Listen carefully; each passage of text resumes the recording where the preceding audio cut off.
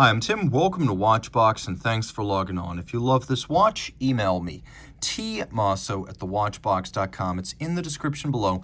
It is your purchase and pricing email question line for buying this or any watch you see on any Watchbox platform. Please reach out to me directly. Email tmosso@thewatchbox.com for pricing details. Today, we are discussing a watch that is about as stacked with features as the Aqua Terra ever was. This is the Omega Seamaster Aqua Terra Chronograph GMT. It's coaxial, it's a chronometer. Let's get started. In stainless steel, this watch is large at 44 millimeters in diameter, 17.1 millimeters thick from lug tip to lug tip just to the case, 51.6 millimeters, end link to end link, the total distance across the wrist, 52.7 millimeters with a 21 millimeter spacing between the lugs. And then you can see on my wrist it's large. I actually think you should probably have a wrist of 17 centimeters circumference before wearing this. But if your wrist is my size and you think this looks good proportionally, you're probably not wrong. It fits and it sits comfortably. I think I'm borderline for it. So if your wrist is 17 and up, no holds barred, it's going to look and sit great. If your wrist is my size, you got to be comfortable with the idea of a slightly oversized aesthetic. Now you can see the watch being thick. It's not going to duck under a cuff. So just be prepared for that. Although the Aqua Terra is often the surf and turf, formal and informal work-play Seamaster, so to speak, this particular Aqua Terra trades elegance for capability. Now, taking a look at the bracelet, it's a 3-link design. It has a conforming end link to better mate it to the case with no daylight between bracelet and case. You can see the outer link profiles are polished, and then across the top, all satinated. Here, removable links are fixed by screws, and you can see that we have intermediate-sized links in there in case you find yourself in between sizes. Internally, it's a double folding clasp, and it's high grade. As you can see, the use of ceramic spring-loaded pin snaps. So over time, this snap-shut action will remain crisp as the steel cannot wear down the ceramic. So that's why that's used. Twin trigger release, which is what you want to see on a sports watch. I don't like seeing friction fit clasps on sports watches because then inertia or violence can pop them open. With the twin trigger thing, you need to press both to open it so it's sure, tight, and secured. We have a sequential close clasp. One side closes before the other. There's an Omega logo which remains sharp and well defined. Taking a quick look at the case, we know it well. Lyre style lugs with that inward twist and outward bevel. That's what that term means. A satin finished mid case and a polished bevel that thins out at the mid case but does run continuously end to end. We have chronograph pushers which are ovoid in profile and alternately polished and satinated. We have media blasting and polishing on the crown, and you could see that the crown has a little bit of countersink. The bezel is bidirectional. So you can see it's a GMT bezel. And with a second time zone in 24-hour format, this GMT bezel allows you to temporarily read a third time zone. Generally, the way you do that is you set your local time with the 12-hour hand, you set Greenwich Mean Time with the 24-hour hand, and then you use the local GMT offset of your destination or area of curiosity to find that third time zone temporarily using the bezel scale. And you can see right here the bezel scale is anodized aluminum. You can also see that the watch has a teak deck concept dial. By the way, some people are going to wonder, it is a rare GMT bezel that is 120 click, not 60 or 48.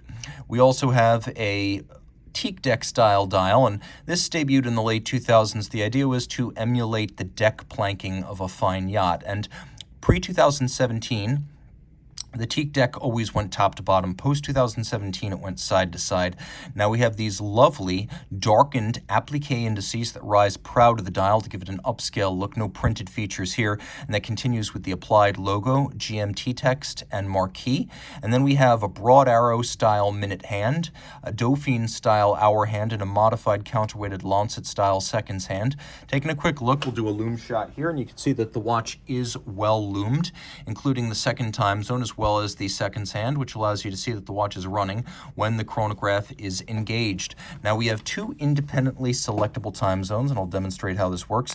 If you pull the crown out all the way, you activate hacking seconds. It stops the constant seconds at 9 o'clock. It stops the chronograph. Now you can set precisely against a reference time. But you also have the ability to set the local hour independently while the watch keeps running, and even the chronograph keeps running, and you can move the date forward or backwards depending on whether you're traveling east or west. So you've got that flexibility there. Generally, the way you set the watch is you set that 24-hour time zone to whatever you want it to be, and then you adjust the local time independently so that it reads the time wherever you are. A couple of notes about the chronograph. The chronograph is a column wheel with a vertical clutch. So the column wheel is a traditional old school way of making a chronograph. It's responsible for the crisp sound and feel of the chronograph action. That's what the column wheel's for. And you can even see on the reverse side, we'll pop this one upside down for a moment, you can see the column wheel in action here on this Frédéric Piguet-based movement.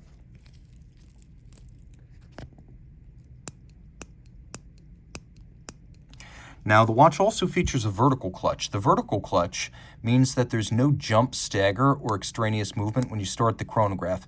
It commences, but it doesn't leap forward the way a lateral clutch will. Also, if you like to have your chrono running full-time for center seconds aesthetically, it is great to have a vertical clutch because you can run the watch continuously in chronograph mode without additional wear and tear. You can see the good taste in the design of the date window. The wheel is the same color as the dial, and the aperture is stepped rather than sheer and straight. Turning it all over, this movement is based on a Frédéric Piguet 1285, which is a bigger, more durable version of the well-known Horlogerie 1185 that's been seen in everything from Vacheron to Blancpain to Breguet to Audemars Piguet. So this movement is descended from that architecture. It's just a little bit more durable. It is an automatic winder with a 52-hour power reserve, a 5-position adjustment, a COSC chronometer certification, a free-sprung balance for finer adjustment potential as well as greater durability against shock. You've got the column wheel and the vertical clutch with the column wheel visible. All of this pivots on 36 joules. And in addition to being a certified chronometer, meaning it's very accurate, it's also a coaxial escapement, which means it has a double impulse tangential contact direct and indirect impulse escapement designed by George Daniels of England and implemented by Omega in the late 90s. These movements help to achieve his original goals of greater power reserve, greater chronometry, and reduced maintenance. These have been heavily refined through the years, and older ones have received upgrade parts, so they now represent everything Daniels had hoped, and they embody probably the most advanced escapement technology you can still buy today for under $50,000. And you can see the nuance here. This watch is just rife with nuance. Note the combination of the soft satin brushing and polish on the hands, as well as on the indices. It's just full of glorious nuance. And I have to say, too, that although it's not generally artisanal in finish, the standard of finish on these Piguet-based Omega movements is far higher than what you'll find on other Omega movements, even those made today. And this is the caliber 3603. Just a wonderful watch inside and out. Reach out to Team Mosso at thewatchbox.com for purchase and pricing details.